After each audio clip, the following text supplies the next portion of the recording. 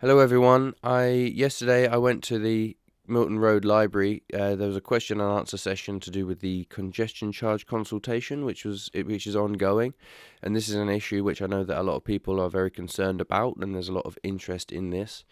The event itself was attended by maybe 50 or 60 people, and I know that a lot of people couldn't make it. A lot of people probably didn't hear about it, so I decided to take my camera down and just record the thing. This footage is the unedited footage. It's just raw. It's about an hour and 20 minutes for those who want to sit and watch the event unfold. It was quite dramatic and heated at moments. I do intend to go through it and clip it down to a series of shorter videos with the individual questions, but this is just a way to get the footage up immediately so that those who are interested can sit and watch it.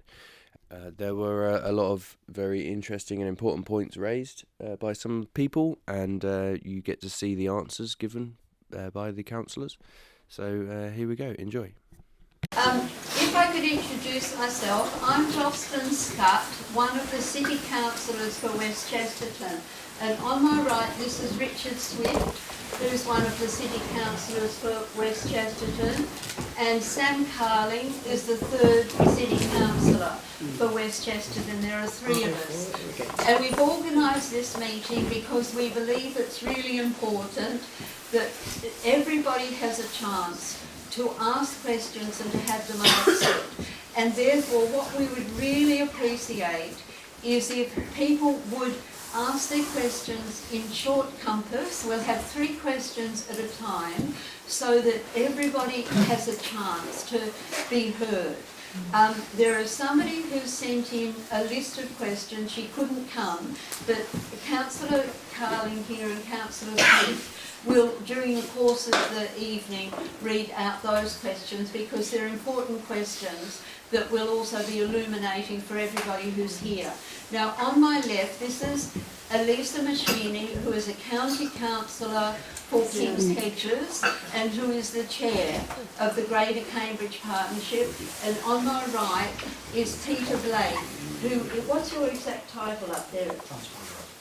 Yeah, Peter Blake is the Transport Director at the Greater Cambridge Partnership. Is there any way we could push these doors back? Because there's loads of people out there. Whoa. We're only allowed 45, so we've got to be a bit careful. Yeah, is that 45?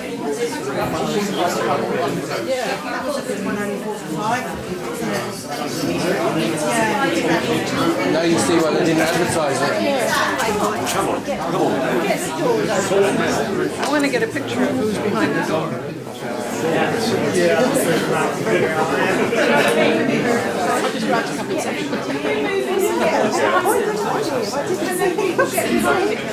I think they say there's a limit to how many people are allowed in the room. Yeah. That's right. Up here, rather than crowding down that way, there is more space here. And there's a chair here.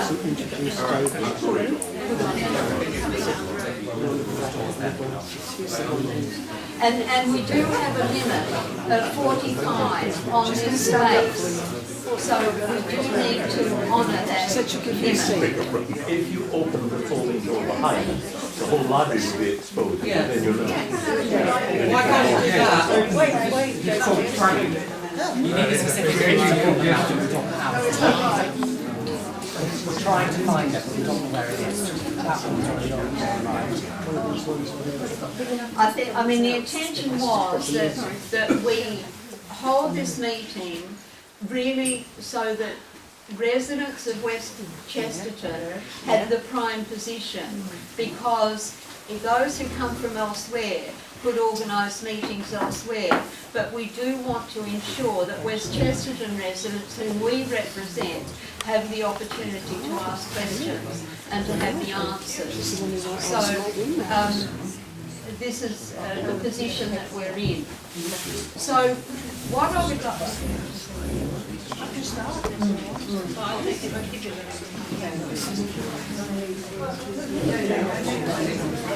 I think what we'd like to do is have Councillor Machini, who's, as I said, the chair of the Greater Cambridge Partnership, make some introductory words, and then Peter Blake, who is the Director of Transport with the Greater Cambridge Partnership, will have a few introductory words as well, and then it's over to you. But in the interests of courtesy, really, and ensuring that everybody has the right to be heard, if people would, as I said, ensure that their questions are concise and in short compass, and we'll have 3 questions and then we'll have a response. And we know that there is a considerable concern about this whole consultation, but rather than having declaiming, it's better to focus on questions and answers so that everybody can get the information that they might wish to have from, yes. If you have a question, we give a question, and then they give us an answer. How do we get to reply to that answer? Well, Otherwise, they're winning. well, no, I see what you're saying, but we can't really have a dialogue between 2 people, can we? Because that means then that there will be a focus just on what is the concern of one person, rather than ensuring that everybody has a chance. But let's play it by ear for the time being. If we have the introductions, and then we'll have 3 questions, and then we'll have some responses and take it from there. So I'll hand over to Councillor Machini, the Chair of the Greater Cambridge Partnership. Over to Elisa. Excuse me. Yes. Just before you start, I'd just like to congratulate the 3 councillors. Yeah. At last, somebody who is an elected official has raised their head. I'm not interested in how you stand on this issue, but at least you've raised your head and you're representing your wards. Yes.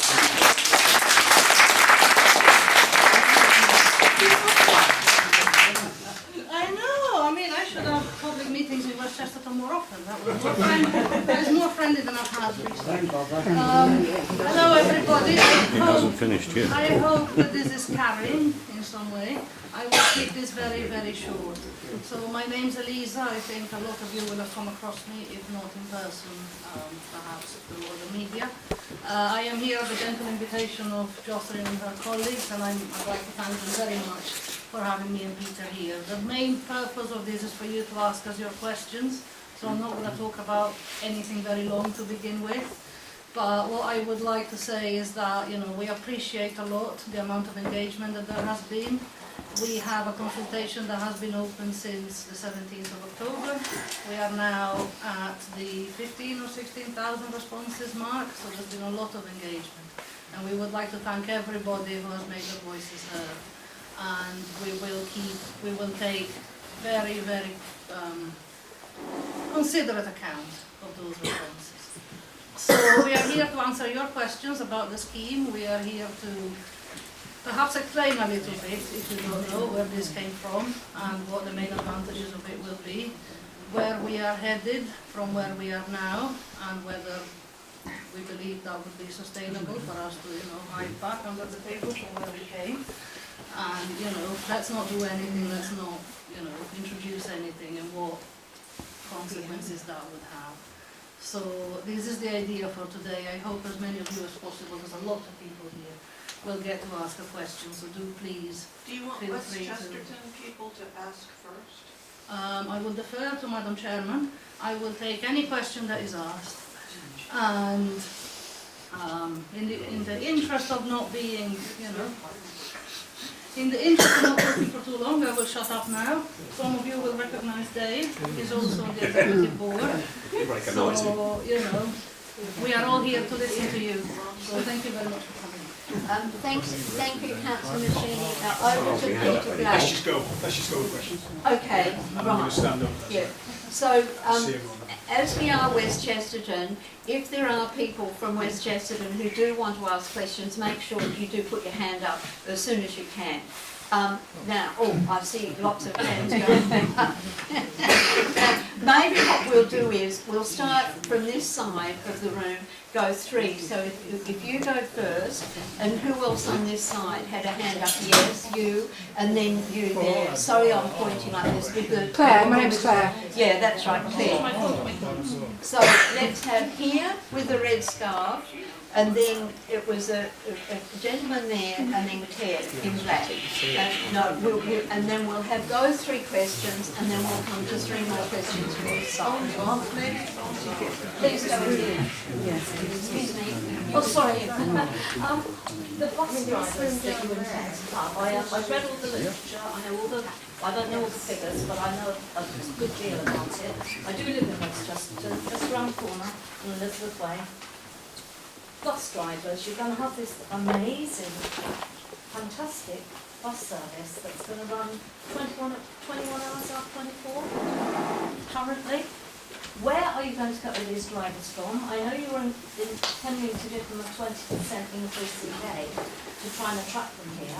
There's a nationwide shortage of bus drivers already. Why would they come to Cambridge, even if they're getting 20% more? Good, thank you. And then it was a gentleman here. Yes, you. Thank you. We're constantly told by your councillor friend from Robinson there's no plan B for this scheme. I can think of at least three alternatives to slapping a high selected tax on one section of the residents only, mainly the underprivileged ones. They could include adding a supplementary ring-fenced amount to council tax. That way all the residents of Cambridge and the surrounding villages will contribute according to their means, since more would be raised from those in higher value bands, and it would include cyclists who a lot of this seems to be of that benefit. Secondly, raising a levy on wealthy Cambridge organisations like the universities, the big tech companies and the developers of new housing, all of whom would benefit enormously from having a better transport system. And thirdly, a tourist tax. Yes. Adding a few pounds a night to hotel bills. Raising the finance in this way would also remove the need for the whole costly surveillance and charging infrastructure. Brilliant, brilliant.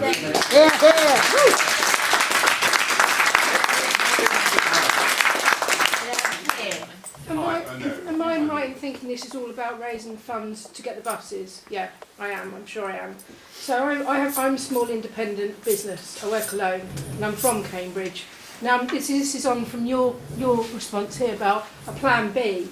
Why can't you get all the people on scooters, all the scooter users that are very dangerous, and all the cyclists to make them do a road awareness course? They pay to do that, and then the money that you get for them to do that can go towards the buses, and it can be policed the same way you're going to police us drivers.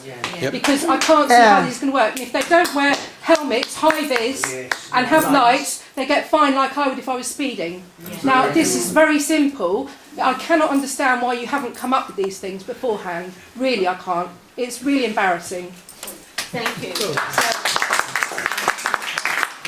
So we've got here bus drivers, then we've got alternative proposals, and then we've got the scooter drivers. So I will start. Peter, you can get the pleasure of bus drivers. Let him go first, he earns most. So I will start with the latter two, because I think these 2 points are very important, and we'll get to the bus drivers and teachers.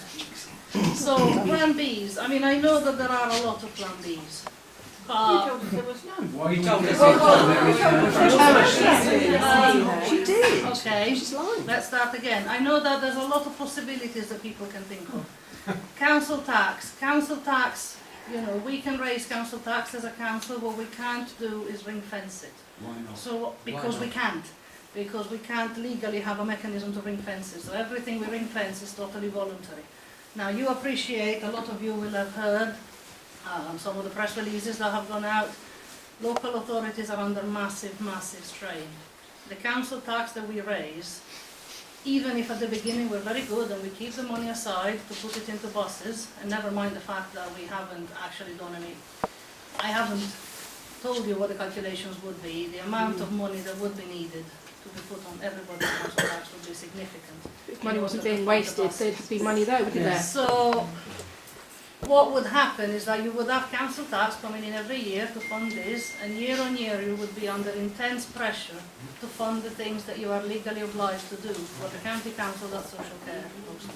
So is So it would be, so it would In be, fairness, let's hear the so answer. it would be really quite difficult to sustain something like this on council tax. Buses, for them to work properly, as they work in places where they work, they need to fund themselves, either through ticketing or through some other ring-fenced income. So that's the problem with council tax.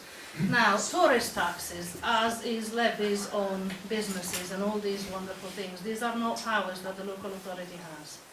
Council taxes, tourist taxes are levied by government on hotel beds, and they are done in places. I have a colleague, so does Peter, who worked in Camden Council, where your local economy is massively impacted by tourists. We don't have hundreds of thousands of tourists a day. We don't qualify. Government will never agree to do that. Do you mean national? Yes, Yeah. that's what I mean. And similarly, this, Are you saying that Cambridge doesn't have hundreds of thousands a day Sorry. of tourists? so what I am saying is that the levels It of does. tourism, what I am saying is that the levels of tourism that we have are not comparable to the places where tourist taxes are in operation. So where I would contest that hugely. And similarly, with business levies, levies on private businesses, all these wonderful things, they might be wonderful. There might be people who think actually that's not a very good idea, but that's for the central government to do. We can't levy taxes on businesses. Who can? We can't levy taxes. Who can? The government, national government. So why The don't we reason we are contact the here, government and the reason we are here is that we have been underfunded and overlooked for decades. We have got a problem that is the cumulative result of decades of underinvestment. You said in on our radio service. it's going to cost 50 million a year. Sorry, Say I'm sorry. talking. No, Next sorry, interview, you said excuse 100 me, excuse me, Alisa is not going to respond to you. Excuse We're me. organising this meeting in a way that ensures that everybody has a chance to speak. You have not been called upon to speak at the moment. No, I'm sorry, please Everybody be quiet has. and allow Councillor Machini to speak. Short and concise, I thought we agreed. Yes. Yes, So you're this is- waffling a bit, so can we get more? So this is the problem with business levies, this is the problem with council tax, and this is the problem with tourist taxes. On drivers, we know we have a problem and we know we have to do something to solve it because it won't go away. And we can't just, throw our head in the air and say we're not going to do anything about it. We have to solve it. So we have to offer these people something to come here for. And the mayor is going to help us with the skills program, which you can redirect from where it's currently being spent. So, and Peter, did you want to add anything about No, I mean, tourist tax, business levies, the scooter charging technology are all decisions for national government. In terms of the bus, Hang on a minute, why is that national government? It's a local thing that brought to Cambridge. it's not, because that's where the decision lies. National government has to allow local authorities to do that. So sorry, I asked a question. How come that things can't be ring fenced in council tax? Can you ring fence the amount you're going to get off people from the congestion? Sorry, you Yeah. need to listen to what Councillor Machini said. She didn't The say situation is that all that is ring-fenced is the National Health Service monies that come to local government. That's number one. Number two, in 2010, with the budget that came in under the coalition government at the time, the decision was made to remove the local government grant from local government. Originally, there was a local government grant that came to local government and that was there to fund the policies and the legislative requirements that central government had put on local government. In 2020, after that local government grant was incrementally removed from local government, and that is no longer there. That was removed entirely in 2020. So that what local government is dependent upon is council tax, business taxes, and there's a third element, isn't there? Parking charges was Parking charges, and that's it. That's the money that local government has to actually run all the local government services, some of which are statutorily required, that local government cannot not fund them. But we've had those 3 questions, and can we have 3 questions from the Oh, sorry, So bus services require a long-term investment plan to invest in drivers, vehicles, depots, different types of recharge. At the moment, all the bus services, the majority of bus services are with a view to making money for the bus company. And actually what we're seeing is a gradual reduction of bus services. There's been a recent announcement of 18 routes, the so-called stagecoach red list. The stagecoach have an amber list that's an awful lot longer, that impacts far greater cost of financial. So it's long-term investment plan and paying people is part of that. Well, the buses, from what I understand, once you've got the buses in place, then you will get the money from us to fund them. You still need drivers to get that bus service into place. Yeah, and that's so all, where are they going to that's come all, from? that's all part of the implementation plan, and that's costed. But still private companies. So are you Private German companies. Right. Now let's have 3 questions. Right, third question. Raising funds to get buses, why not dangerous cyclists and what those are? We have answered this because those are all. You haven't answered. They said that the national government has to do that. That's what they said. She did answer it. You haven't mentioned about the testing. Somebody said it would be good to have them tested to see that they are actually. Those are all decisions for Lights local and so on. Those are all, I agree. Yeah, please. So why don't you do something about it? Those are all decisions for national government to make. So what's your job then, if it's all down to national government? Unfortunately, or fortunately, we live in a world where there is central government, there are devolved governments in Wales. We vote for the central government though. And We can vote to change it. We're going to have to go to the MPs. Sorry, could you please be quiet and allow people to speak? Yeah, sorry. The situation is that there are central government powers and there are local government powers. And as Councillor Machini has explained, those issues that have been raised are within the aegis of the central government power. They are not within the power of local government, and therefore if one has concerns about those issues they must be raised with central government. We as local councillors would be very happy to raise them with central government. GCP if you can't do anything? No, sorry. Now let's have 3 We've got to go to the questions. MPs. Yes, Need the you, MPs. and then you had a question. There is a lady here on the chair. 1, 2, 3. We'll get round to that. Thank you very much, Chairman. Keep your hand there. Off the congestion charge, but I have been asked to raise it by some people present. I represent the residents of the block of flats known as Citygate, opposite which is one of the compounds for Milestone.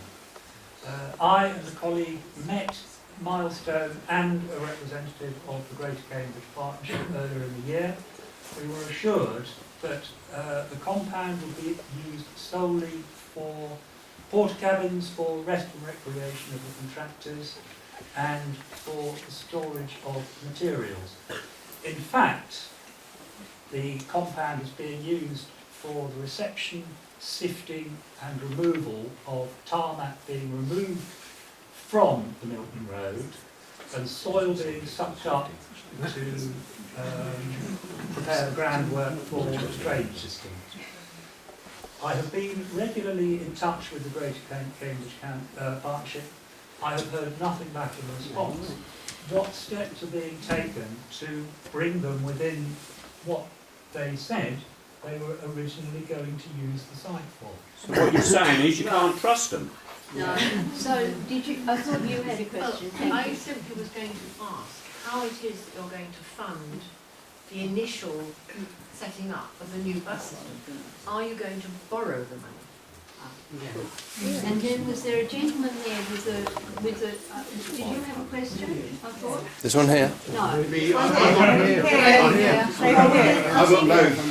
think so. Did you have purple staff? I think you had a question with the purple staff. No. I'm in a wheelchair. Could you not see me? I'm Yes, then please. The person who's saying she's using a wheelchair for mobility, please, you ask your question. I would, yeah.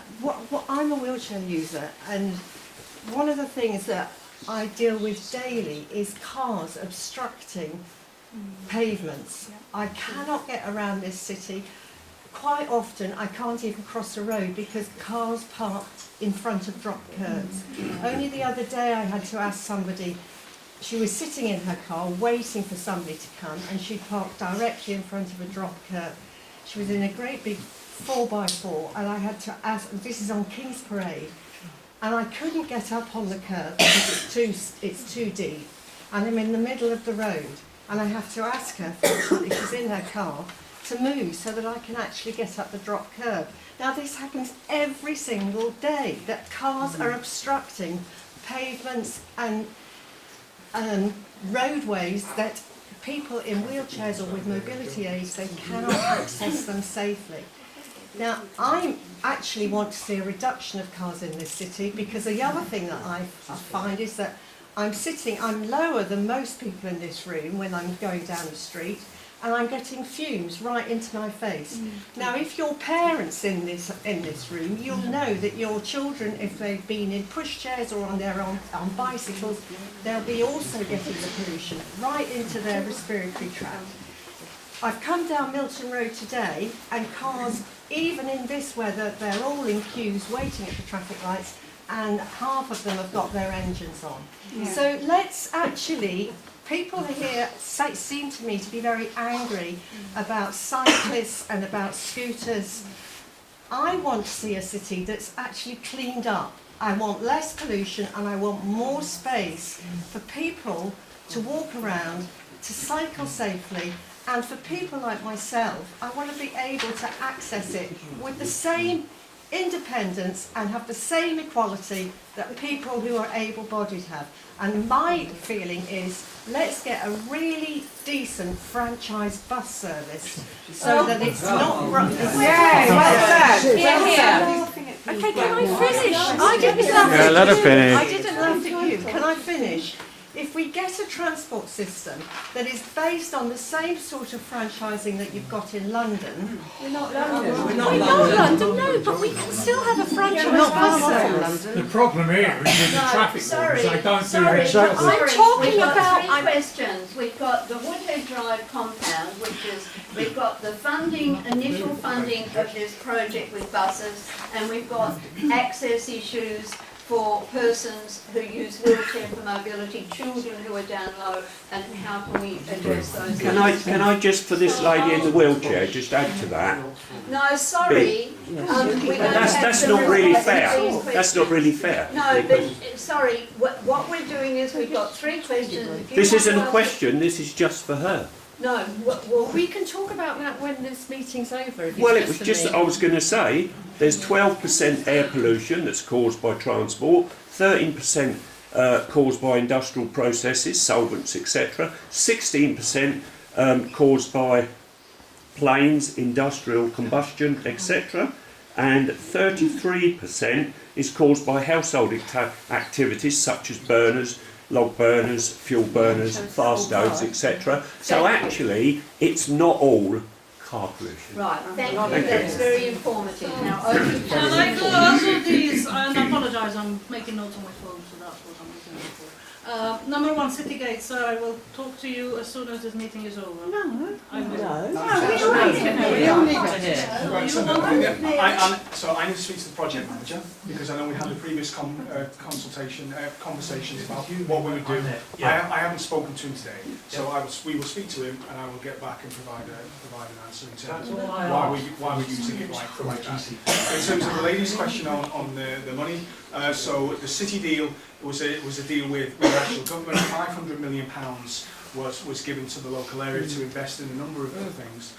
Provisionally, the executive board have said, if a decision, it's a big if because we're in consultation at the moment, if a decision is made to go forward with this. Every stage we've talked about this over the last 4 or 5 years, people have said the public transport improvements need to come before a charge. And so on that basis, that they will ring-fence £50 million to invest in those public transport improvements way in advance, years in advance of the charge coming in. And that will give people the confidence that the bus service can be improved, can invest in drivers, in vehicles and things like that. But again, that was all subject to this consultation and a future final decision that was some way from. But the money is in the system. Does that seem a lot of money, £50 million, in the way that you just talked about it? You got one. Sorry, It does not seem a lot of money, £50 million. 50 million? Talk about what you're going to do. It's a big project. 50 million. Or did he mean No. 500 million? It's a fairly large amount of money in terms of revenue investment for bus services that doesn't currently exist in our geography, which is why the bus services aren't terribly good and actually are going in the wrong direction. That's the challenge that we all face. And I think that's the Can you qualify bus services? Do you mean bus services throughout the whole of Cambridgeshire? The villages as a well. large part of Cambridgeshire. So What part of Cambridgeshire? Cambridge In itself what, as well. what bus services in are you the talking about? literature we've put out, we've put a travel to work map From that where? essentially says people who come and drive and use our area come in from Huntingdon, they come in from Royston, they come in from Saffron Walden. And actually, just improving bus services in Cambridge, as important as that is, isn't going to resolve the problem and provide alternatives for others coming. You've actually got to go a little bit further. So the proposal, and their proposals, and we're asking your views on it as part of the consultation, is does this feel right? Is this the sort of thing that will change the balance? Or do we need to do something else? So residents would be subsidising the rest of the county? So I just wanted to lay you ask the question. We need to rebalance our city. I mean, it's bad today. The projections with the existing plans for housing and jobs growth is going to get significantly worse. We're going to get 20 to 30% more traffic, which is 30 to 40% more congestion. Yeah. That's by the end of the decade. And we're looking at, or other authorities are looking at the future. So things are going to get worse. And what we've got to do is to say, well, there's no easy answer here. But how do we try and rebalance so there's a little bit, there's less cars, there's a little bit more space for people, for walking, cycling and public transport. And we've put out an awful lot of information. And we've done it in a way that says, some questions are saying, do you support or don't you support? And then tell us why. So there's an awful lot of free text that hopefully people can use to try and bring to life. Whether you agree or don't agree, then just tell us why. Because I think that's the bit that when we've got to the end of this consultation, we can pull that information together and we can try and give it to decision makers, because it's a really difficult decision. But ultimately the challenge comes back to some of the issues that you've raised around... So are you, sorry, I know I shouldn't speak, but it's really upon what he's saying. Are you saying that... No, I'm really sorry. Are you saying that if we reduce the cars... We will have to ask you to leave. It's absolutely unfair that you keep interrupting. Allow other people to speak, please. You've had your go. Right. No, I haven't. Yes, you have. You've had your go. So that's the challenge. You've outlined the challenge we face, and we've come up with a set of proposals we want to implement. Right. Now, did you have something to add to that? I can add, to the point that the gentleman made before, I can add, of course, we've got other sources of pollution in the area, of course we do. Household emissions, if somebody here has near to government, they can get them to get their act together on retrofitted insulation. That would work a long way, they've done nothing in decades. Similarly with industrial waste, that doesn't just go into the air, but also into the waters, because industry can do that more economically efficiently than working it out. And therefore, maybe somebody can sort that out in the upper tier of where we are. We can do something about number 3 in this list, transport, and this is what we're trying to do now. Shall we take more questions? Yes, thank you. Now, we'll have them from the back, and I see that here with the cream jumper, there with the white jumper, and the one, I think you've got something grey on, yes, that's right. So we'll have you, then you with the white, those 3. And then we'll come to the back here. And they did all that road. Sorry, please allow us to hear. I live on Histon Road. They did all that work and everything. The bus line doesn't get used. In fact, when we did the meeting at Mayfield School, you stood with Stagecoach director, and he clearly said he wasn't going to put any more buses on for Histon Road. And there is no buses using that road at all. In fact, it's just made traffic because it all builds up. Have the buses gained their time by 3 minutes going through the town? No. And that money, what you got from the government, is to improve road services, road traffic lights and make things like that, but it hasn't improved anything down Histon Road. Right, thank you. Then in the grey and then to the white. Okay. Sorry. Okay. So it's really about proportionality of what you're suggesting to me, which is it's a sort of Greater Cambridgeshire deal, which we're being charged for, and in what you were saying so far, and in what I've seen from the map, it's all about buses coming from all parts of Greater Cambridgeshire into Cambridge. But if you look at the map, then there's a big blob for Cambridge. Now, I've looked at that map. I'm from London. I've used buses all my life, came to Cambridge, had to turn to a bike.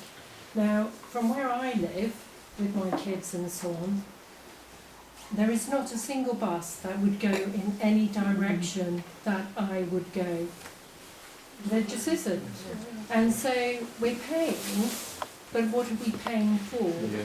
Because it's not going to the doctors, it's not going to the school, it's not going to the future school, it's not going to Hills Road, it's not going to Newmarket Road to the shops, it's not going to the cinema.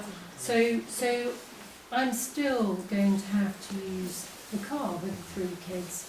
So it's all very well and good, but there isn't actually a bus network being proposed that can be efficiently and effectively used by people living here.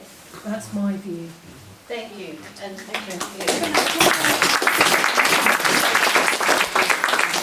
Consultation you've put out for everybody to fill in, which I hope they're doing, is online.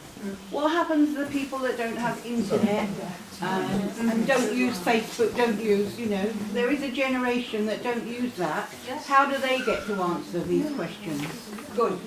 so, And the information you missed wasn't in public libraries, which have quite a sure that it is getting. So we've got Histon Road, then we've got buses are not going where we need to go, and then we've got the issue of the access to the actual consultation. So over to Councillor Machini and then Peter Black. So I've got this compromise.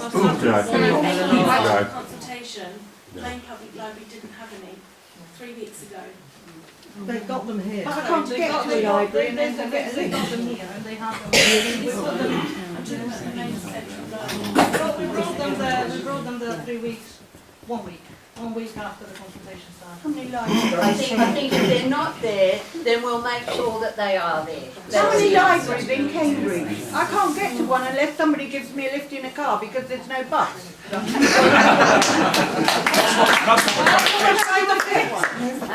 is what we're trying to fix. In terms of Histon Road, sometimes it is true that the bus lanes are empty. When the road is congested at peak time, the bus lanes get used. No, they don't. No, they don't. No, they don't. No, they don't. You don't tell me they get used. Same as Milton Road, you watch them going up and down empty all day long because they don't stop for anybody. Oh, at least you've got the buses going. And the congestion is caused by them digging up the roads. Right. Taking the lay-bys away. Yeah, taking the lay-bys away. Councillor Machini to respond. We've got the message. Yes. So yes, absolutely. And it is all about actually trying to get buses where you need to go. Yeah. So obviously that is our best approximation of what the bus map in Cambridge and outside of Cambridge needs to look like. If it's not good enough, please tell us where it's not good enough so we can change it. The bus map will never be set in stone. If we get what that lady was wanting, if we take the buses back into our control, it will be our job to decide, as it is not at the moment, it will be our job to decide where they go.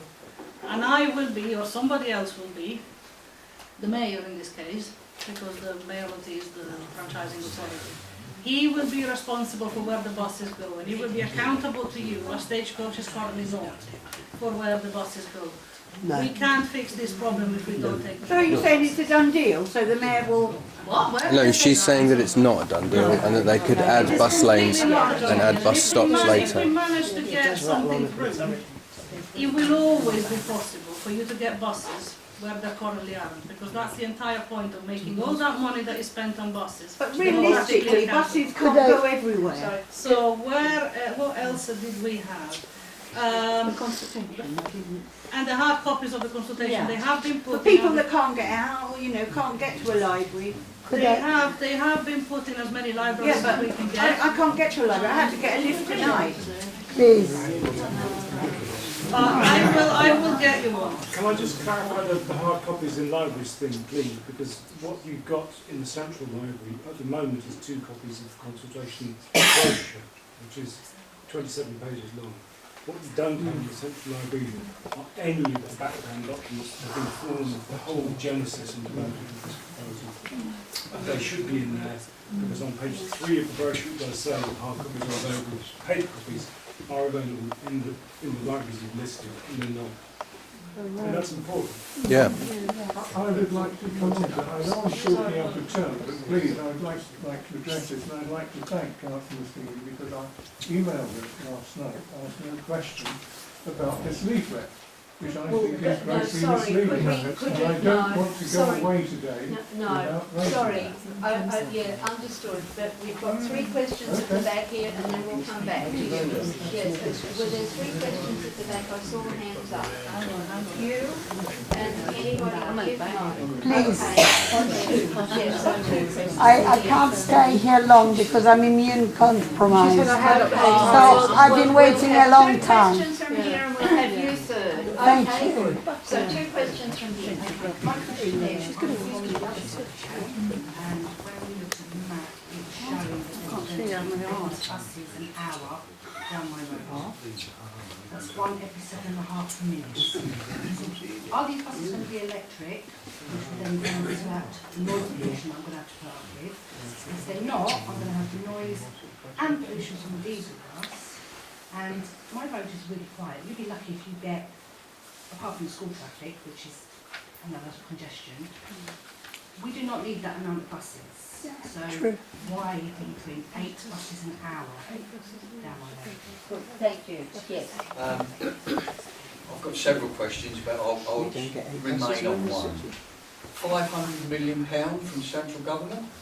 Wow. £50 million has been ring-fenced for the bus service. Wow. Exactly how much does this exercise cost at the present moment?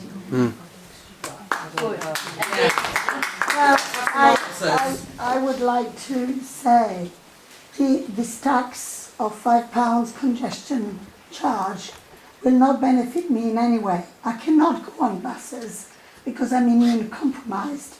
I should not be here today, but I feel that I need to have a voice for people like me and other people with similar situations who cannot go on buses because they're too injured by infections. So for me, it's either the car or the car. I cannot go by bike because I've got very severe arthritis and various hip replacements. So falling off a bike would definitely not be a good thing. So no buses, no bike for me, definitely not scooters at 68. So why do I have to pay £5 a day to go to the doctors, to go to the hospital, to go to the chemist, to do my shopping, when you can't put a tax on tourists and everything else because that is the government?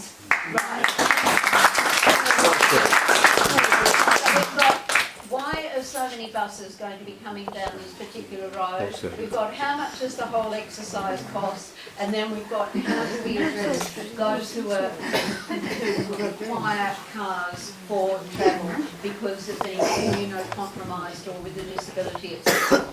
I'll get started. So, madam, for people who are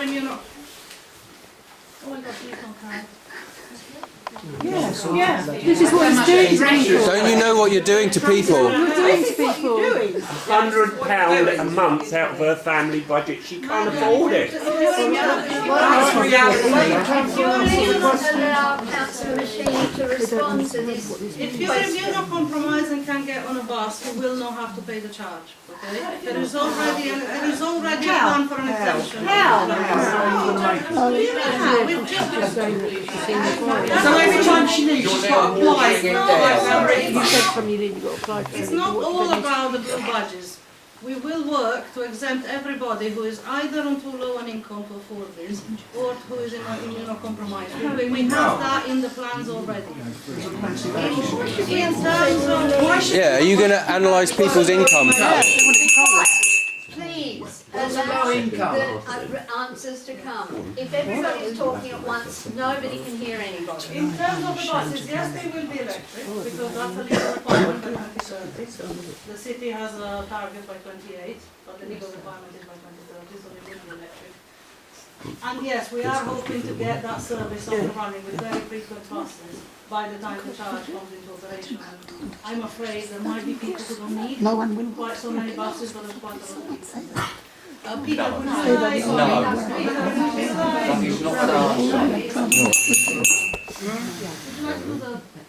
We haven't finalised the cost yet, but we'll be publishing them online when they're done. You must have an idea. You're proposing. You must have an idea. What's online? What's online? We don't know what the final cost is. I love the way all of that information's online. That says this is what it will cost to implement, this is what it will cost to develop, this is what it will cost to in operation. All that information's online. I haven't got it off the top of my head. The final set, each final set of proposals, that information will be updated and will be published. But I will suggest now that the Greater Cambridge Don't dig in, let You're not children. cannot back out. There is no plan B, and the Greater Cambridge Partnership have got to make this scheme work. Right, now we've got time for Now deny it. another 3 questions. I think from this side, are there any questions from this side? Because we've had that one. So yeah, sorry for pointing, but that's the only way to do it. And then here with the red scarf, we're coming to this side in a moment. Please wait your turn, and then the hand up there. So we'll have these 3 questions, and then we'll come back to this side. Yes, please. I have less of a bitty operational question than just a large question, which is why at this time, in this stage of the UK, are you imposing a huge tax on people? And secondly, why do you think that people want their freedom even more impinged on as it is now? Because coming out of the epidemic, whatever, whatever, we are very sensitive to being fenced in, and what you're doing is fencing us in terribly. People who can't see it. Talk about £5. It's £10 if you have a van to carry your plumbing materials. It's £50 if you have a big truck. It's just life, really. How can you impinge on the freedom of choice to move around? I don't get it. And the whole UK is doing this. Right. The whole UK. Good. And then the red scarf? No, it's this gentleman. Oh, sorry, beg pardon. But I was following up, what is the justification for charging vans twice as much? Because tradespeople can't easily move around without their materials, so they can't easily go on buses. Right, thank you. And then was here, somebody... Yeah, do you actually realise the sort of damage that's going to be done to small businesses and big businesses in this town? I've had a small business in town for 50 years. Thank God I'm nearly finished, you know. When I get out of Cambridge, that'll be finished. But I still come into Cambridge 4 or 5 times a week. I swim in Cambridge, I play bowls in Cambridge. I'm a member at Cambridge Bowls Club, 900 members, that will finish. Because who's going to come in a bus to? I want to go and pick up a bit of 4x2. I'm going to get that on a bus. If you try to get that on a bus. It's going to be more austerity. You're doing the work of the Tory government. I think it's bloody disgraceful that the Labour Party, the supporters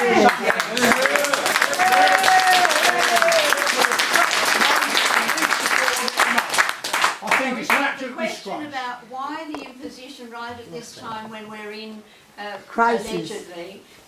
Allegedly. We are in crisis. What I mean is that Central Library says it doesn't have money and it does. That's what I mean. I absolutely acknowledge that people are in distress and despair, and we're now being told that food banks will be called pantries for some reason. So I'm not disputing that people are in difficulty, but it's because of central government saying they don't have money when they do. But here, why impose now? Here, why the imposition on the vans at such a high level, and also the issue about small business particularly will be impacted. Well, all that will happen is people will buy online, they'll shop elsewhere, Huntington do market size, you don't need to come in. That's a special background. We have the answer. So the lady's absolutely right in terms of large parts of the UK are looking at this sort of thing. Yeah, big cities. And they're doing it. And people have got views on that. And that's why there's probably other words that we could use, but that's why we're after consultation. But the reason why large parts of the UK are doing this is because congestion is getting worse. Air quality is getting worse.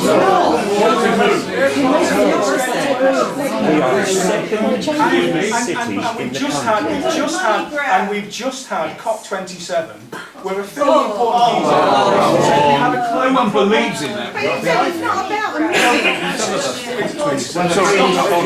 money. It's about money. It's about money. How are you going about doing it? Yes, we need good bus service. How are you go about doing it? So that's why a lot of places across the UK are looking at this. And you know what? There's no easy solution. So what we've done is we put out a lot of information and we're consulting on them.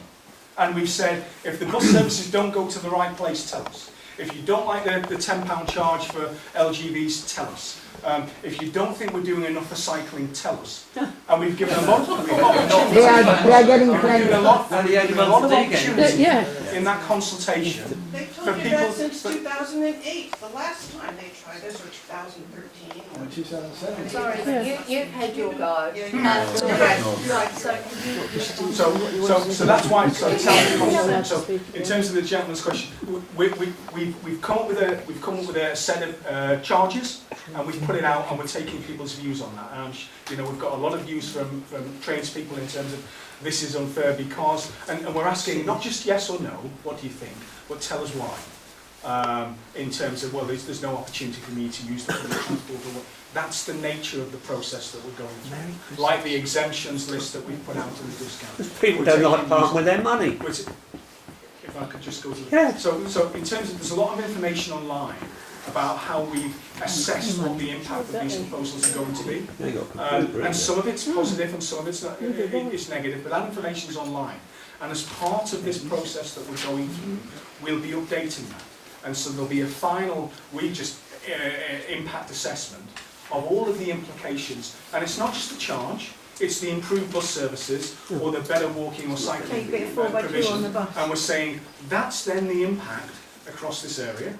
And as part of any decision that decision makers will take, that information will be available to them, and it will be available to you before any final decision. Shouldn't everybody pay if everyone's getting benefit from it? And I will just finish on something, because Peter has taken those questions and that's great, but there is a question about why now. There really is a question of why now.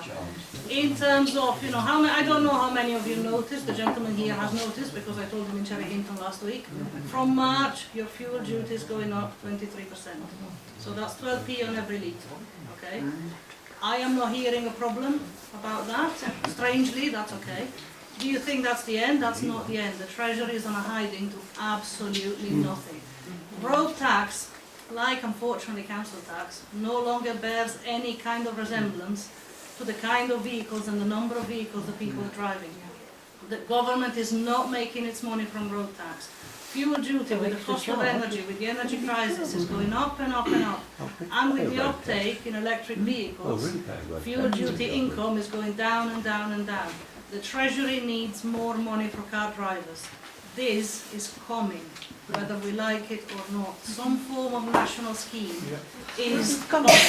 Now, do we want to keep our money locally where we can spend it on your buses, or do we want to give it to the Treasury? Why did I they don't stop want to the give free it to the bus then? Treasury. And honestly, I'm hoping that the next government will be a colour I like more. Still, I don't want to give them the money that we raise here. If, for the same as we've had for the last 25, 30 years, there is no local investment. After the city deal in 2014, there has been no local investment. Transport has been absolutely overlooked in this region. We have had the gentleman's colleagues in charge of the county council for decades. They were the strategic transport authority before the mayor of the combined authority came in. They spent nothing on your transport. Now, are we going to continue that way? Maybe. If this is what everybody in this room wants, perhaps we should continue that way. But I think we should at least think about an alternative. And I am being reminded that for people who can't find paper copies of the consultation, there's a phone number that you can ring for the GCP and it will be given to you. So that's the congestion charge is going to remain static. Sorry. This gentleman here with the checky shirt, and then the woman there with the hand up, and the man that's got the hand very high. I'd like to ask a question. Because he's standing, that's why. Stand up, Steve. Then your hand will be standing. I will come to you. So you'll come to you. That we're having this.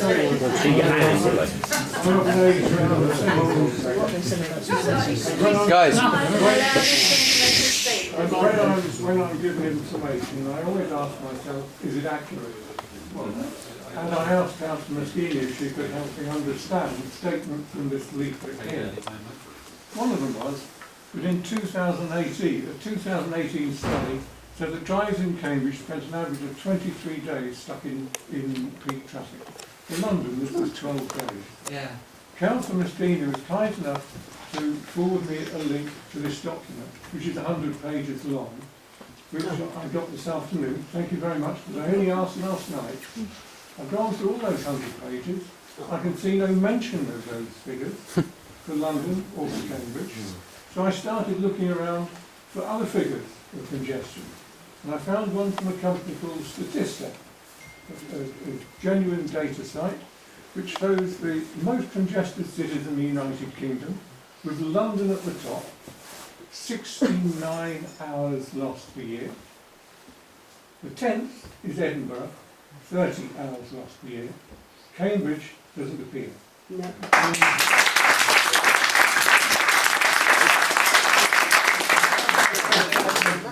When it says there are other cities looking at congestion charges, that's absolute rubbish.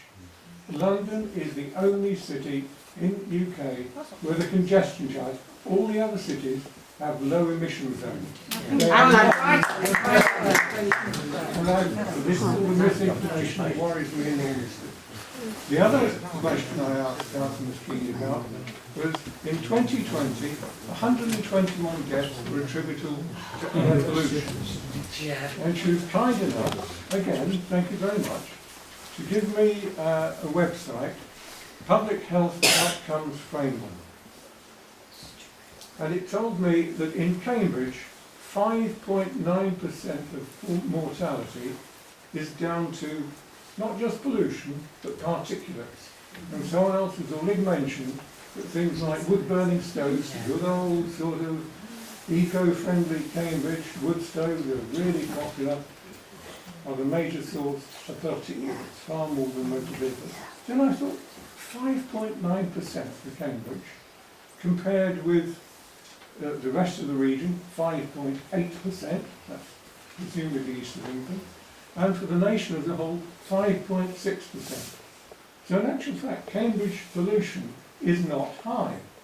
And there is actually another set of figures that I found showing the measurement of pollution on Montague Road, Newmarket Road, Parker Street and the roadsides. Good. Every measurement, ozone, nitrogen dioxide, sulphur dioxide, particulate matter, all fall within the low category. And then I wondered, what about this 121 people? So again, I went and had a look at another thing. The Office of National Statistics. What were the deaths in 2020 in Cambridge? 819. Okay? Now, if 5.9% of those, the statistics given by the office, whoever it is, 5.9%, that would bring us down to 48 people. Still 48 too many, but not 121. Yeah.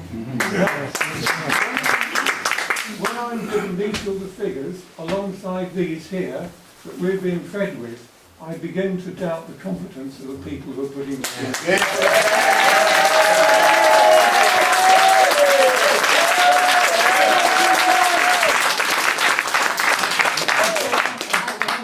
Good research. Well, please be quick because you We want to hear him. because others have a right to be heard. So please be quick. And so does he. Well, I've got to thank these councillors here for putting this together. Because don't boo me, but I live in Newham. And this is the first opportunity I've had to get to one of these meetings. Same. So thank you very much. Good. Thank you.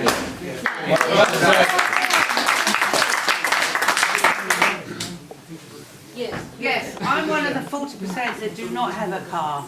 Yay. But I do rely on other people that have got a car to take me places, to pick me up from hospital when I've had a procedure done on my eye because I can't afford a taxi. With this extra £5 that you're going to be adding on, I couldn't go to my friends and ask them for a favour, not for a and I definitely won't be able to afford a taxi because you're going to add that £5 onto a taxi fare. Good. Thank you. And then yes. I apologise, this is really very serious. The GCP board, which is unelected, it's appointed, is 3 white middle-aged people, and the mayor is a white middle-aged man. I put it to you, I ask you, the 2 councillors here, when did you first realise that the GCP and the County Council are, and I'll provide the evidence, institutionally racist organisations? And I'm going to tell you why right now. So, we've got a proposal that if you want to go to the Catholic Church, if you want to go to a service in Polish or a service in Italian, you can go on Sunday and it's free. If you want to go, if you're Jewish and you want to go to the synagogue on a Saturday, it's free. If you're a Muslim and you want to go down Mill Road to the mosque, you have to pay £5 to attend the mosque. I think it's disgusting. Yeah. Now, secondly, we did a consultation about shutting Mill Road, yes, the road to the mosque, and the number of people that responded that identified themselves as being of South Indian origin was about 1% of that population. This doesn't work, what you're doing. The consultation doesn't work. It doesn't reach the people you want to reach. And the things you're trying to do are deeply wrong, and you don't even realise that they're wrong because you're blind to it. And I just wish you'd all resign, scrap the GCP, and let's start again with people that do this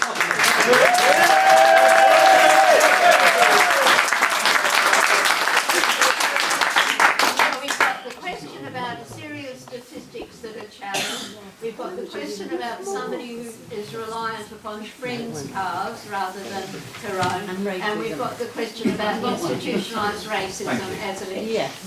Well done. Thank you. So thank you, sir, for pushing all that stuff. I mean, that's very good. You have to understand that, let's scrap the GCP, let's scrap everything. I mean, we have got... Most sensible thing you've said all night. We can't, us, do the job that we have to do without relying on expertise. Our experts actually help us, and the numbers that we have got, we rely on advice, which is provided by... Do you pay for them? Now you know it's wrong. Because they've got it wrong. If, I am very open to all of those numbers being challenged.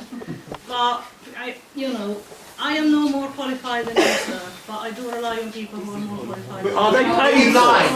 Who pays them? You lie. The chair, the air quality numbers is a great Cambridge number, it's not Cambridge.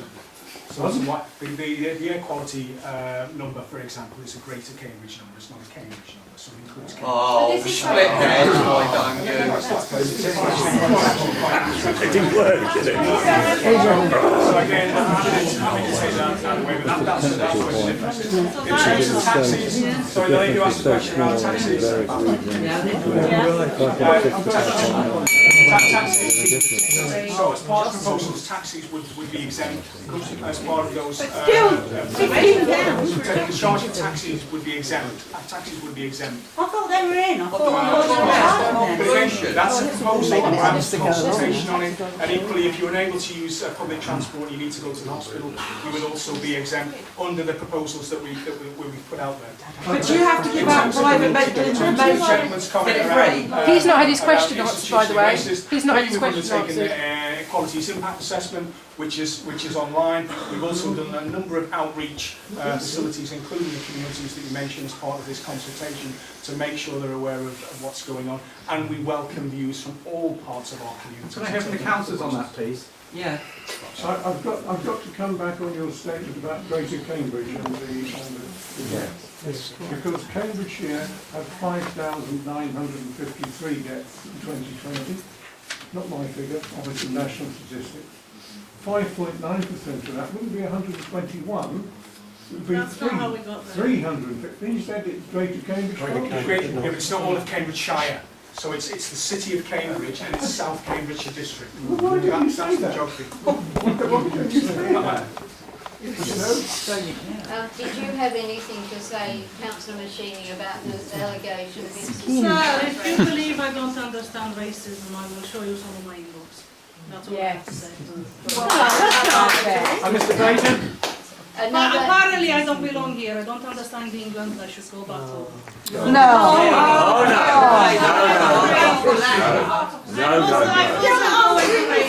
Look, in this room we are many Italians, so don't worry. No one said that. No one said that tonight. No one said that tonight to you. No. Nobody here said that to you. Somebody said I'm racist, and this is my argument. Nobody here said that. You're using a race No one said that to you. Take a GCP This gentleman here, this man here. This one here, that one there, and then somebody from the back. Now this gentleman here. So then you. Sorry, please, we need to hear this gentleman. Jocelyn, he hasn't had any of his questions answered. None of them. We're just listening to questions. He wants an answer. My understanding was that the question was about the charges on the No, that was him. It was about how this would affect local businesses. Well, local business, yes. And you didn't answer it. What's the answer? Well, my understanding was that it was about the Builders will buy materials on the from on the elsewhere. vans and therefore the impact on local business. What about me? It's a little shop. How's it going to affect me? I've had no one come and see me and ask me how. No one's come to my shop to speak to My me. shop. It's already been decimated with what's been introduced already over the years. Well, I mean, clearly that's not part of the current consultation, but we are out of consultation. So we want to hear your Well, come to my shop. Please, come and talk to We've me. met representative groups, the Federation for Small Businesses and other representative groups as part of the process. We've published some information online about the wider impacts. Online? As part of the decision making, and that will be reviewed as part of this process. But the whole point of the consultation, and the whole point of this consultation isn't just yes or no, it's tell us why.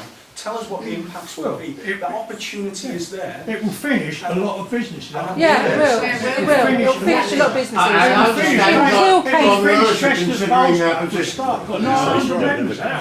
what about Waitrose? And John Lewis considering There is a consultation, and therefore, with these issues about local business, please John Lewis said that they're going to consultation come down. and make these issues clear and your views clear in the consultation. That's the nature of a consultation. Now over to you. Well, I've made that clear. I'm actually a petitioner of your proposal, and my simple question to you is, if you think that this proposal is so right for Cambridge, why don't you offer a referendum to everybody?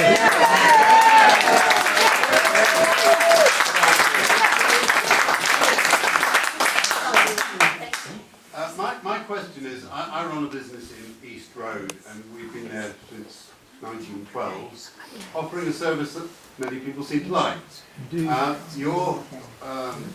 Your growth and strategy manager told me at the Abbey Stadium that I should organise my suppliers to supply at the weekends. Yeah. I don't quite understand how that was blue skies thinking perhaps, But the last time I spoke to a member of the City Deal team in the past, I was told that I should ask all my customers to come on bikes. I don't know if they realised, in fact I invited that particular lady down to the shop, and when she walked into our metals warehouse she said, "Oh, that's what you mean by steel, is it?"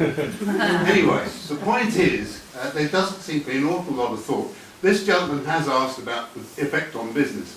It's going to be enormous. Yep. Absolutely enormous. Independent businesses around Cambridge will be driven out. Yeah. Yeah. People who have been here since All my part life. of their time, people like myself, people like that young lady.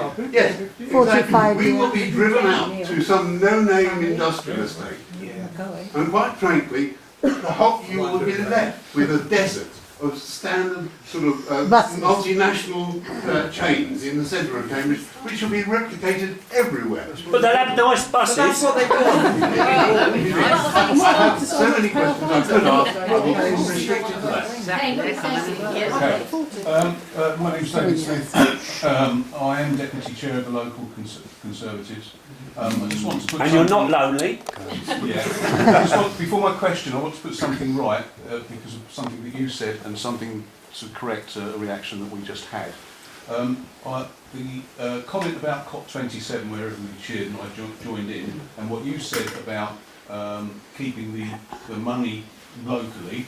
Well, yes, something's got to change soon about the road tax and the fact that it's going down, but that has to be dealt with by government, not by local situations that we have now ad hoc, creating cash cows like they did in the 17th century, and we had a whole hodgepodge of schemes going on. And what this is about is control, and when I refer to COP27, you're using the climate and that kind of thing to control us, basically. Anyway, I'll move on to my question now. So I looked at I want to talk about democracy and a mandate. But if you look at the Liberal Democrat manifesto for 22, there's a vague reference to a congestion charge at peak times. I don't consider that to be 7 till 7. No. The Labour Party, and you should take note, has got no reference whatsoever to it. There's 5 Labour councillors here. So the Conservatives have been always against it. We are actually out door to door, and pretty much 99% of the people, first thing they say is about this, right? You guys must be picking it up as well. I'm sure you're going door to door at the moment. So you must be picking it up. People are mad. People are livid about this. So what I'd like to say is this consultation where somewhere in there it says, "You have told us." None of us have said this. Mm-hmm. No. It's less than 1% of the population of Cambridgeshire that you picked up on. I think probably less than that. So how you've come to that conclusion, I do not know, because it does not work out with what we're seeing door to door. People do not want this. So you've got 3 Cherry Hinton councillors that you must know who've come out against it. I admire them for doing that. I'm wondering what exactly is going on in the Labour Party actually locally. Yes, yeah. And I'm going to come to my question in a moment. I'd like to read out, obviously people know what Anthony Brown has said about this, but I'd just like to read out a statement from the GMB Union, which I think possibly is more Labour orientated than the Conservatives orientated. The GMB branch has called for a rethink of the policy which is designed to put a wall between the haves and the have-nots in the city. Its implementation will entrench rural poverty further, where many of the buses they are proposing to introduce are only covering provisions previously cut in recent years. It is all smoke and mirrors. It could only be thought up by people who have never done a manual job in their lives, and shows a political class out of touch with anyone who isn't a well-paid office worker or lucky enough to be able to cycle a short distance to a lecture hall. That's what the GMP say, right? What do you think? I mean, that's just amazing, isn't it, really? So my question to you is, will you, a bit like the referendum, either have a referendum, or will you consider what you're going to put in your next manifesto? Are you going to say whether you support this charge or not, so that people in the May elections will know. Will be able to know and be able to vote accordingly against the councillors that say whether they support it or not?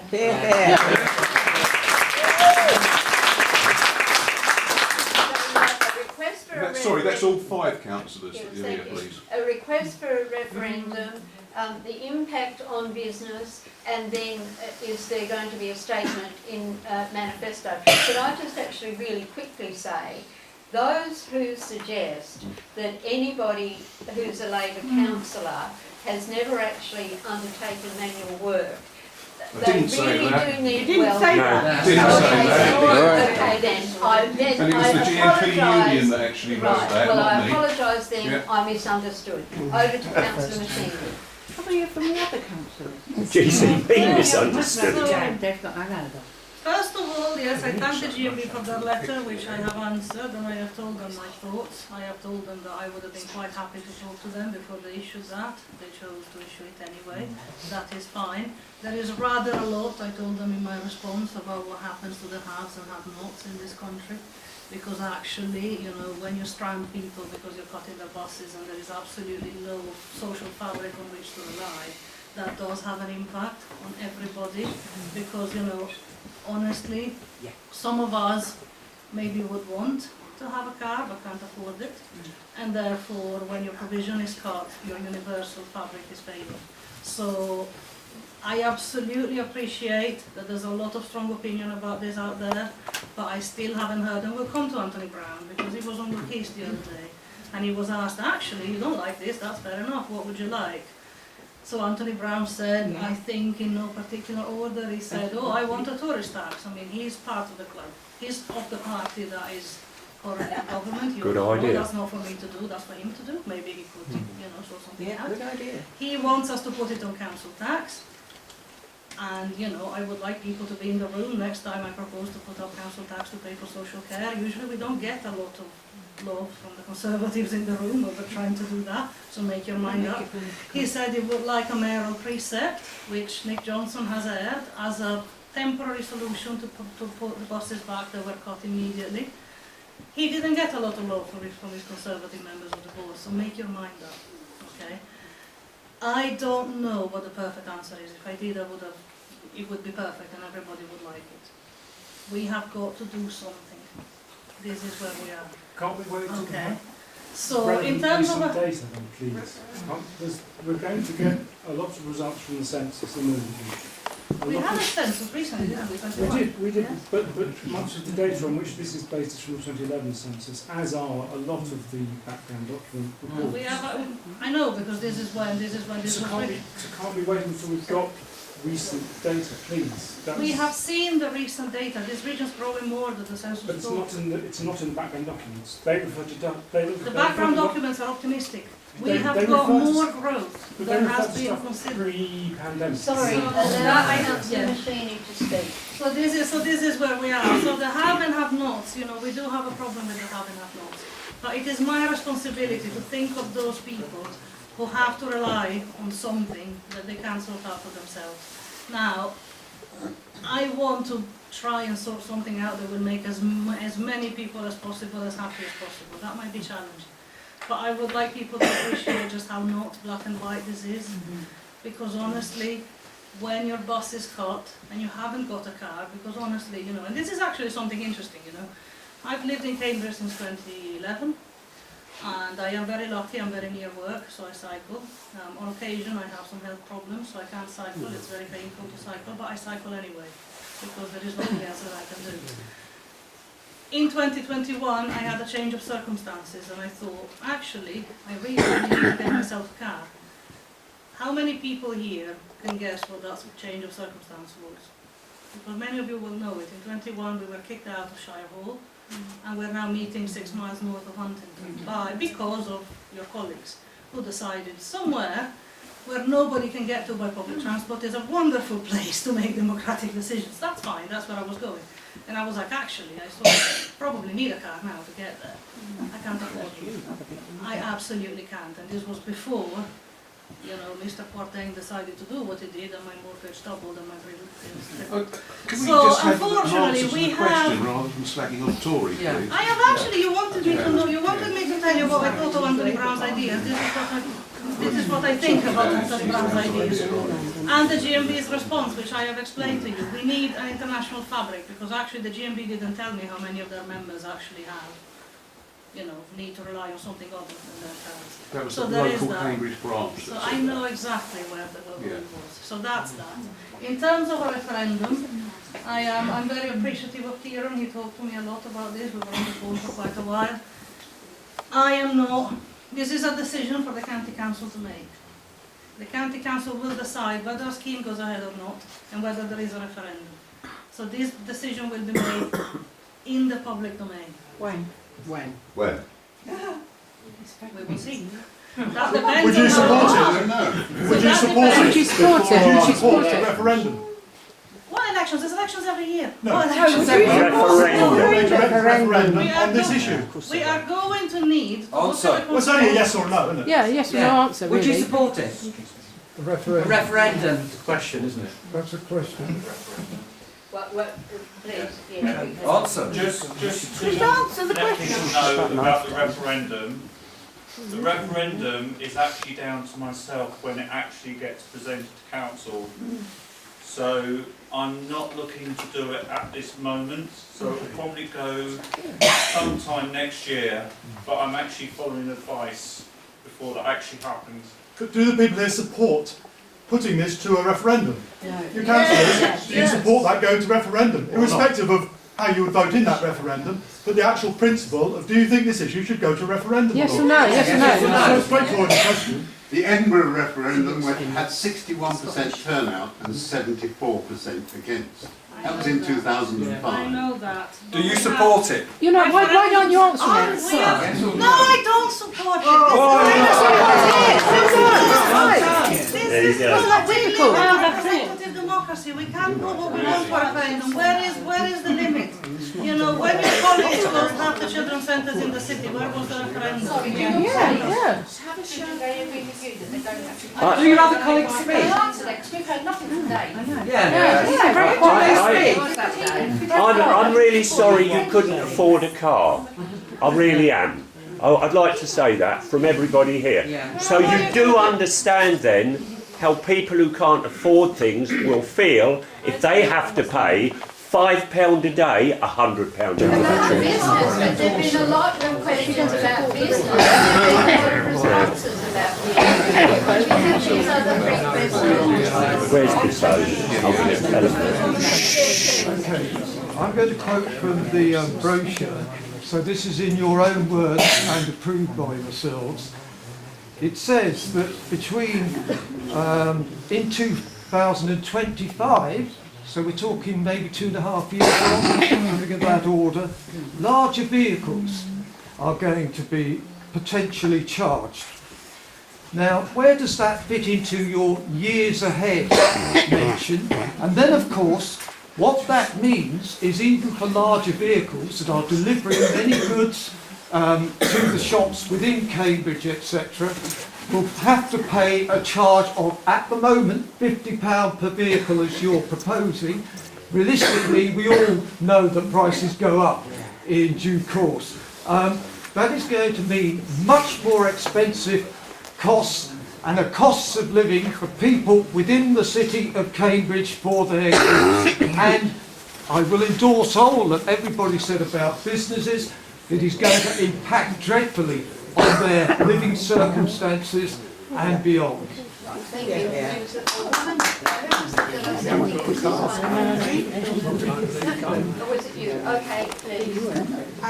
So I'm really deeply concerned about climate change. I know that 20% of emissions in the city come from transport. I think it's something like 35% in Greater Cambridge. A lot of people don't have an option but to drive at the moment, and these improved buses will help with that. I really hear the concerns from trade and from bulk industries that don't have an option to move things around under this proposal. It effectively makes it a regressive tax. It falls on people that don't have another option. And I feel like there are lots of really constructive solutions about last mile delivery, electric, about dial-a-ride and sort of demand responsive transport. And I feel like if that had been put to people alongside this proposal, they might have been more receptive to it. And also on the referendum, I think this is a really, really nuanced issue that we need to come through as a community. And we've heard data on pollution, but the bigger, much, much, much bigger, and I could cry, but thinking of, you know, my children growing up in this world, the much, much bigger issue is climate change and giving people an option to reduce their emissions through public transport with then electric buses. I heard that the solar farm in Waterbeach has just been approved, and that the bin lorries and everything are going to be fueled by that. And this sort of proposal puts us on a pathway where we can deal with the massive problems that we're facing, and we need to together as a community figure out how we can share out these costs in a way that's fair. Thank you. And then I think this is just, I've been obviously asking everybody I know about this, and everybody I meet, sort of doing an informal survey of my own. I've got contacts in the business world in town, at the colleges, my landlord and associations and things like that. I haven't met anybody who's in favour of this, and I was just wondering if there are any circumstances at all in which the GCP will end up not going ahead with this idea, or is it actually just the case that this is happening whether people want it or not? Good question.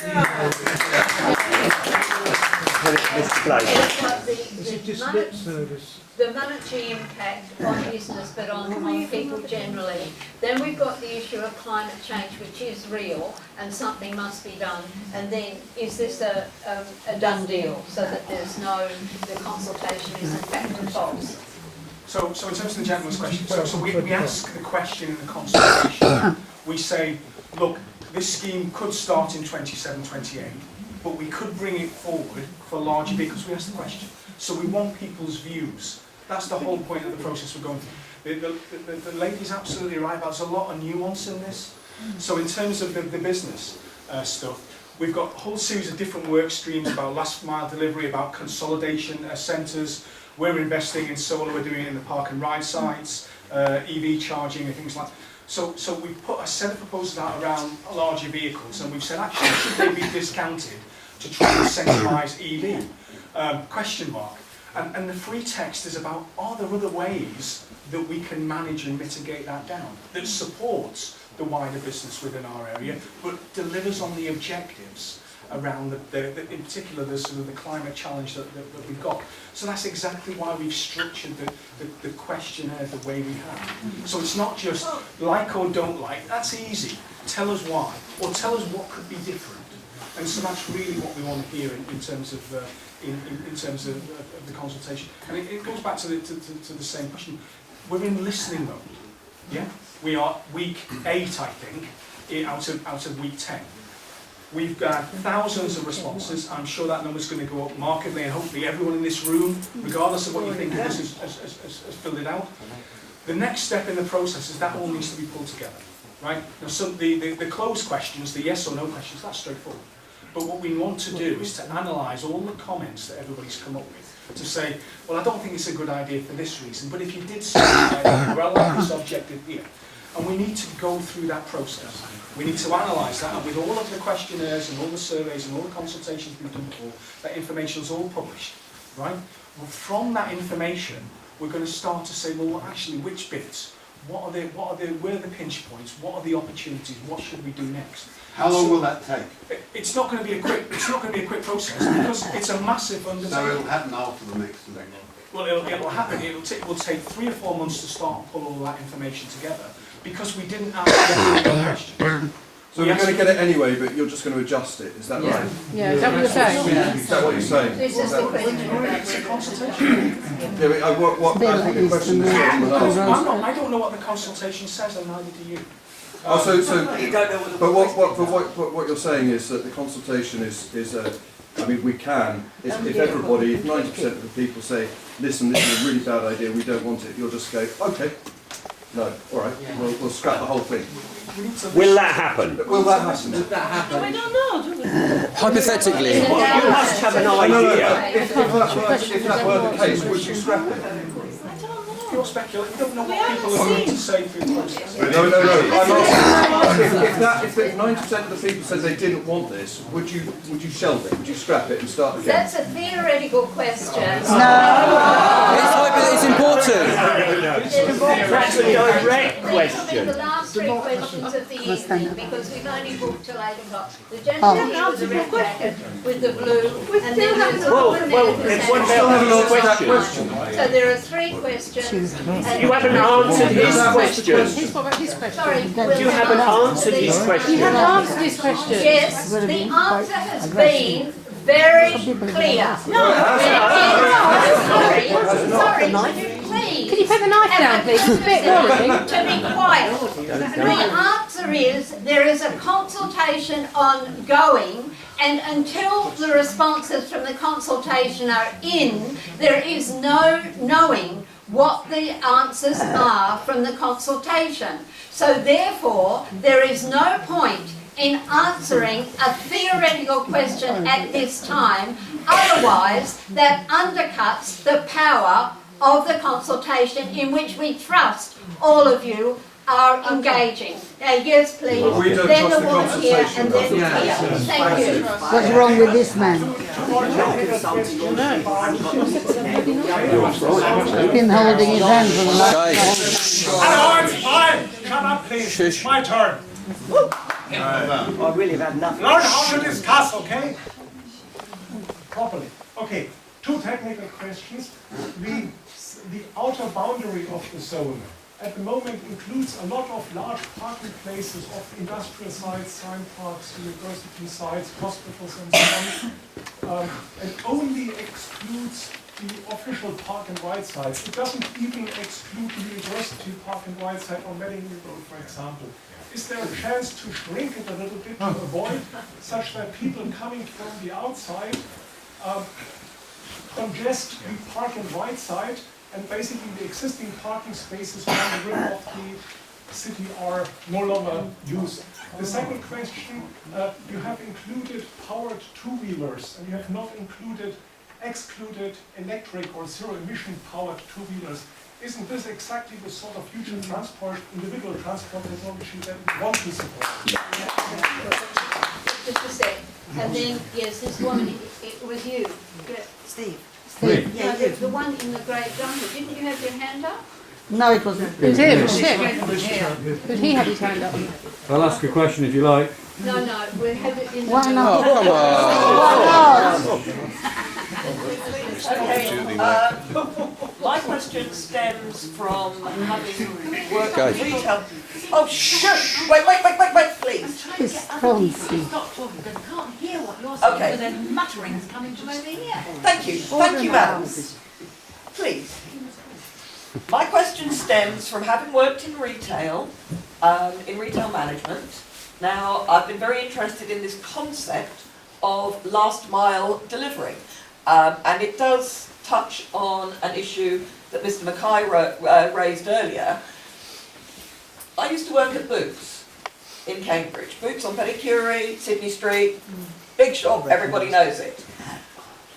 Boots have articulated lorry deliveries every day except Sunday.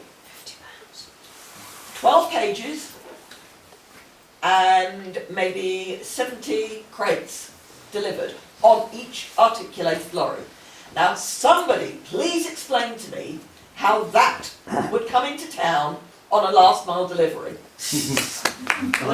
Also, having done further research, Sainsbury's have deliveries daily. You've got Sainsbury's local on Sydney Street. You've got a Sainsbury's local in Cherry Hinton. You've got a Sainsbury's local on Mill Road. They have daily deliveries. Station. And Coldham Slade as well. So I would very much like to know how this concept of last mile deliveries will work when you have to transport cages full of goods. That's just on a normal week. By the time you add in peak trading over Christmas, you're talking pallets coming into boots. At least 3 a day. Somebody's got to buy those Christmas presents. So how is this last mile going to work? Right, thank you. Now, is there somebody up the back who has answered? No, Yes. the one with the hand up This there. guy here. Yes, the one, who has not spoken? This man. This guy has He hasn't spoken. He hasn't spoken. Oh, right, this one's yes. Right, so my question follows on from the thrust of someone else's. I live on Histon Road, I travel north up Histon Road, I work in Norwich. I don't congest Cambridge at all, why should I have to pay anything? But that's just a personal beef.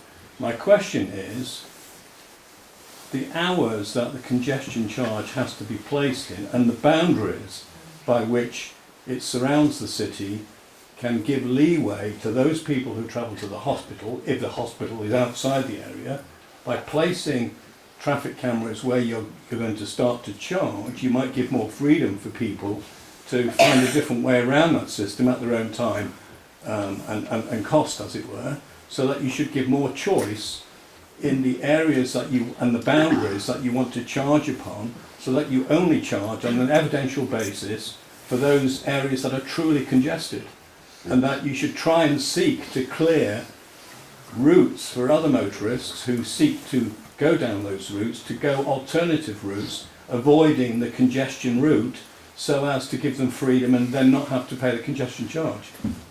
So that's one point, and the other is the timing. Why is it 7 to 7? I live on Histon Road. I can tell you it's congested from about 7:30 to about 9 o'clock, and then it goes quiet. And again in the evening. Why does it need to be 7 to 7? So there might be. Well, if you want to try and capture more people in to capture more £5 payments, it may be the money. But what I'd like to see is a degree of flexibility. So there is a win for the council. Yeah, you can have a congestion charge, but it has got to only be between 7:30 and 9:30, 5 o'clock till 6:30 or whatever, and there have got to be routes and cameras which are placed to allow people to sneak around and not have to pay the charges if that's what they so wish. Thank you. So those are exactly the sort of questions that we're asking in the consultation. So we're asking about the boundary, and is it right or is it not? Now there's a few implications about changing the boundary. So just up the road I was challenged earlier on about Cambridge North, or why isn't the science park free? Well actually, because there's an awful lot of pressure on that Milton interchange, and it's only going to grow. But we asked the question about the boundary, we asked the question around power two-wheelers. That presumes you will have a boundary, and that presumes you are inflicting a congestion charge. What about we're consulting, so we're consulting, and so the same issue around the hours of operation. Actually, what we're seeing is a movement of peak. We see that anyway. It was peak hour, and it's now peak hours. And actually, post COVID, we've actually seen a movement further into the morning peak. The afternoon peak's always longer. But again, that's why we're asking. And we would very much welcome people's responses. Just a quick question. No, you be quiet. That's going to cost This person here needs to have her question answered. Sorry. And I'm not going to pay it. So that last mile delivery is not going to work for some of the bulk movements that you talked about. But in terms of the proposals we put out, we said actually, should we be encouraging HGVs to go clean DB? And is there a reduction there so that incentivize Boots or Sainsbury's or others to go down that way? So consolidation might work, last mile delivery might work for some people, moving HGV to be more environment friendly will also. Again, very much something we want to hear people's views on as part of the consultation. Have you actually approached, I'll give you her name, Polly Morris. She is the general manager of Boots Pedicure, store 85. Those are our details. Have you actually asked her what is going to happen to her deliveries? I'm not sure we've spoken to Polly, but we've spoken to a number of the large I would retailers suggest within you the speak city. to Polly, because as I said, 6 articulated lorries for one store. I'll get that. Good, thank you. Thank you. Now, I'm afraid that we have to come to an end, and thank you everybody for their questions, but I'll hand over to Councillor Machini for some final words, then to Peter Blake for some final words.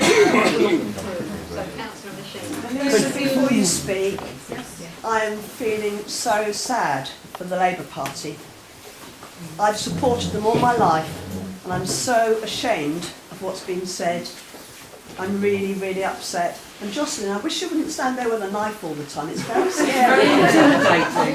It's scary. Very I'm really threatening. fearful for the May elections. Yeah. I really am. Thank you, madam. Thank What's you. the question? Thank you, madam. Thank you, everybody, for coming. It's been very, very useful. Thank you very much for answering the question. And, you know, if we only had easy answers.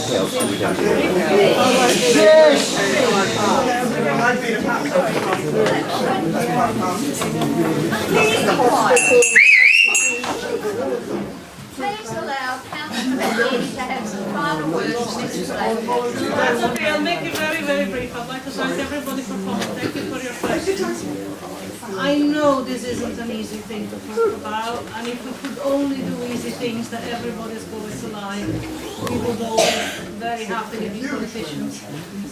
We have got difficult things that we need to deal with. We're trying to get people to have an honest format debate. These are the questions. There are trade-offs everywhere. We can change the proposals, but nothing gets changed for free. So we will have to have an honest conversation with people. If you want less of a scheme or no scheme, that's fine. That is an option. It completely is an option. If you want less of a scheme or no scheme, there are consequences. And if people actually understand that and say, okay then, I accept these consequences, that's already some of the conversation actually has been had.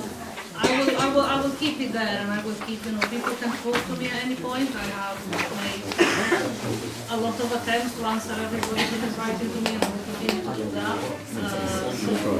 So please keep the comments going. Everything. So from tonight then, you must have realised people don't want it. Yeah, that's not necessarily true. I think the next mayor elections will be very interesting. Please fill the form out and please tell us yes, no, and why. So we'll bring to life. No, we get to nearly to the end of